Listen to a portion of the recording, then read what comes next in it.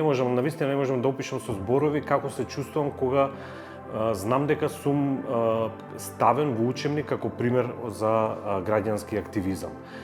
Секако тоа за мене е огромна чест, огромна радост, задоволство, од една страна прво, веројатно најмногу затоа што е сепак вреднувано сето она што јас индивидуално и секако со помош на сите оние кои што ми помагаат или заедно соработуваме, го имаме направено.